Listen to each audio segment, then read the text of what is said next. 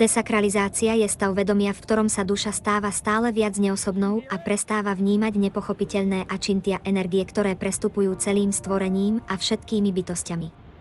Kvôli takzvanému poznaniu, do ktorého dnes prepadol celý svet, sme všetci výrazne ovplyvnení materializmom, ktorý pozostáva z impersonalizmu a voidizmu.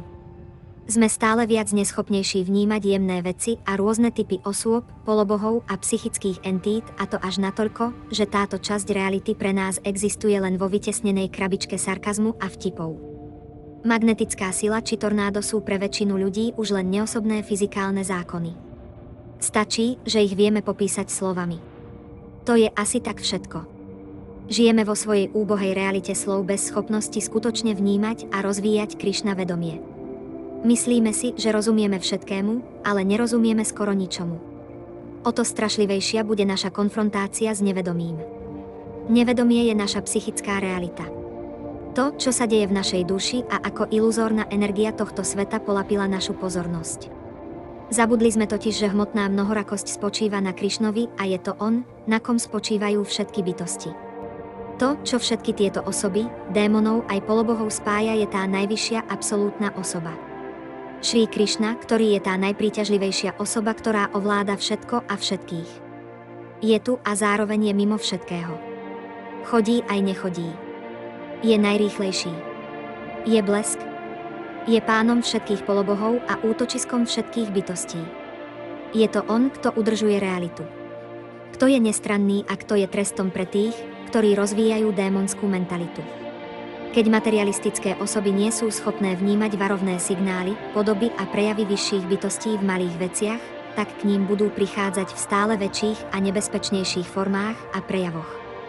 Absolútna osoba ako časový faktor premáha všetkých a všade. Naše vedomie je premožené silnými hadmi v podobe našich neovládnutých zmyslov. Jediné, čo ich dokáže skrotiť, je zvýšené vedomie Krišnu. Problém dnešného sveta je práve tento nedostatok vedomia Krišnu. Žijeme v silnej materialistickej malovnímavosti, kde človeka už nedokáže nič nadchnúť a v ničom nevidí svet, ktorý presahuje túto realitu. Taký človek, aj keď dýcha, je už mŕtvý a bolo by ho lepšie zabiť, ako by mal žiť v takomto bezduchom stave existencie, kde nie je schopný v nikom a ničom vnímať prítomnosť najvyššej osoby. Prečo vlastne žije? Jeho život nemá žiaden zmysel ani hodnotu. To, čo každej duši dáva zmysel, je jej spojenie s najvyššou osobou. To je jej sanátana dharma, jej večná prirodzenosť.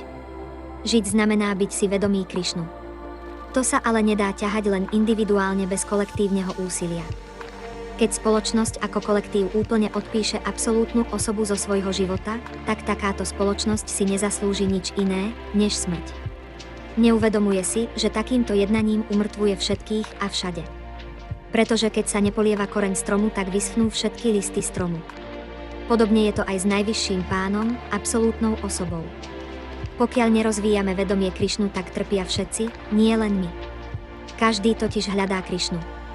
Každý hľadá túto najvyššiu osobu podľa kapacity svojho vedomia.